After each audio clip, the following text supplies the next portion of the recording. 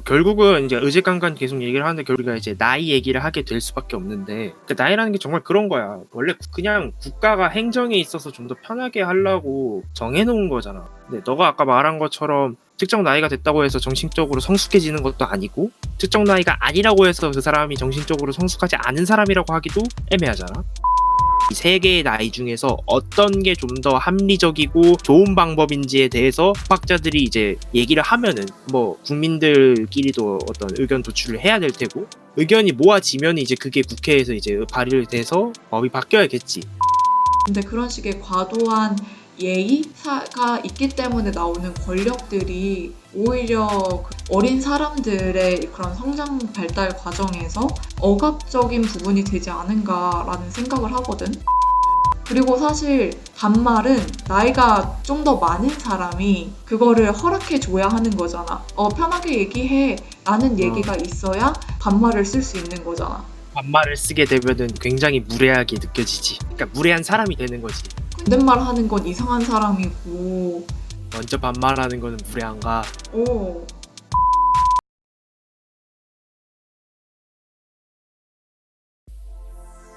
그러니까 나는 존댓말이 완전히 없어져야 한다라는 생각은 아닌데, 연령에 관계없이 다른 사람을 존중하여야 한다라는 그런 기본적인 생각이 있는 상태에서 존댓말이든 반말이든 존재하는 게 좋다라는 생각을 해. 나는 좀 극단적으로 그냥 차라리 하나만 썼으면 좋겠어. 존댓말이든 반말이든.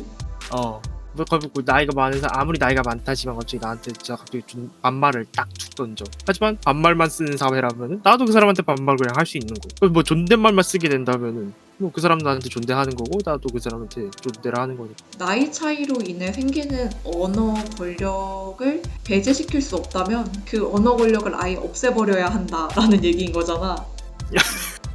재밌네. 극단적으로 가야 되지 않겠습니까? 오도 가도 못하는 이 고착 상태에 빠져 있다면, 근데 그렇게 극단적으로 없애버리면은 약간 존대나 반말, 그러니까 그런 의미 자체가 없어지지 않을까? 그러니까 존댓말만 쓰더라도 처음에는 존댓말만 쓴다라고 생각을 하는데 시간이 지나가면 지나갈수록 그게 존댓말이 아니게 되는 거야. 그저 그냥 말일 뿐인 거지. 그냥 한국어인 거지. 그렇게 되지 않을까? 그러니까 일어날 수도 있는 일인데 가능성이 희박한 일이긴 한데 그러니까 지금 확실히 사회가 연령주의로부터 벗어나자고 하는 게 많이 생겨나고 있잖아. 그런 얘기들이. 그러니까 많지는 않긴 하지만. 그 이영자 선생님이 하신 나이에 관련된 명언이 있단 말이야. 그래서 그분이 이제 하신 말씀은 나이는 노력 없이 먹는 것일 뿐이라고. 그러니까 그런 거에 대해서 이제 대접받으려고 하지 말자라는 얘기지. 나이가 많다고 대접받지 말고 권력이라고 착각하지 말라고. 근데 사실 진짜 나이만큼 노력 없이 먹을 수 있는 게 있는가? 숨만 쉬고 있으면 돼. 그지? 숨만 쉬고 살아 있기만 하면 돼. 숨만 쉬고 살아있기만 하면은 자동으로 들어와. 내가 죽지 않는 이상 어느 순간이 딱 지나는 순간 자동으로 들어오지. 라떼는 말이야. 라떼는 말이야. 그래서 나는 사실 그 꼰대라는 단어 자체도 너무 재밌었어. 맨 처음 나왔을 때. 꼰대라는 말 되게 오래 쓰인 거 아니야? 그지? 옛날부터 있었던 단어인데 그 단어가 최근에 다 들어와서 하나의 유행어 밈처럼 커졌잖아. 그런 꼰대라는 단어에 함축된 의미에 공감하는 사람들이 많은 거지. 그렇기 때문에 이제 그런 단어들이 유행하는 건데, 그래서 꼰대라는 단어가 나왔을 때 나왔던 배경에는 나이 든 사람들에 대한 젊은 사람들의 비판 때문에 생긴 유행어라고 생각을 했거든. 그래서 꼰대라는 단어가 나한텐 좀 재밌었어. 자, 그래서 오늘의 흐름을 잡아보면 미성년자 의제강간 연령 조정에 대해 얘기하다가 대한민국의 나이의 연령주의를 비판하다가 갑자기 인싸와 아싸에 관해서 논하기 시작했다. 근데 진짜 그러니까 우리나라 연령주의가 얼마나 심한지를 알 수 있는 게 영국 BBC에서 이걸 페이스북에 오늘의 단어 해갖고 소개를 했었어. 꼰대 해갖고 올려놨단 말이야. KKONDAE 해서 꼰대 하여튼 뭐 어떻게 말하면 될지 모르겠지만 그래서 자신이 항상 옳다고 믿는 나이 많은 사람이라고 설명을 해갖고 그렇게 소개를 했었어. 그러니까 영국에서 보기에는 이해가 안 되는 거지. 그때 그 대한항공에서 갑질 논란 떴을 때도 그 아. 서양 매체에서 그 갑질이란 단어를 어떻게 번역할 수가 없어서 갑질을 진짜 뭐 GAPJIL인가? 이렇게 해가지고 그냥 갑질. 갑질 이렇게 해서 기사를 냈더라고. 그러니까 그거 한 말고도 뭐 다른 단어들 많잖아. 뭐 재벌이라든지.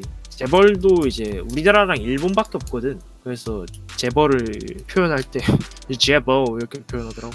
그러니까 우리나라가 유별난 뭐 문화라고 표현해야 되나? 문화가 많은 것 같아. 여러 가지 흥미로운 점들이 많지.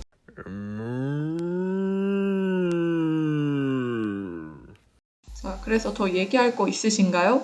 아니면 뭐 딱히. 다시 미성년자 의제강간 연령 조정으로 돌아오면 미성년자 의제강간 연령 상향이 필요한데 그 나이를 물론 우리가 정확하게 선을 그을 수 없지만 적어도 정치적, 사회적, 경제적인 권리와 그렇게 심하게 동떨어져 존재하지 않으면서도 자신이 선택한 결과에 대한 책임을 질 수 있는 나이여야 한다. 그게 지금 우리가 얘기했던 것들의 정리이자 핵심이다. 그리고 이제 대한민국 연령주의에 대해서 얘기를 하자면 대한민국의 연령주의는 시간만 지나면 얻게 되는 걸 가지고서 권력을 휘두르려고 하는 그 인간의 그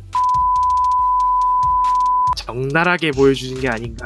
어떻게든 내가 조금 더 힘을 가지려고 하는 그 간악. 알겠습니다. 이건 순전히 저분의 의견이고요. 저는 빠지도록 하겠습니다. 장난이고 우리나라 연령주의의 문제는 그냥 진짜 너 말 그대로 편하게 얻는 아무 노력 없이 얻는 나이를 권력으로 생각하는 게 문제다. 그런 생각을 깨부숴야 조금 더 합리적이고 이성적인 그런 연령 격차를 줄일 수 있다.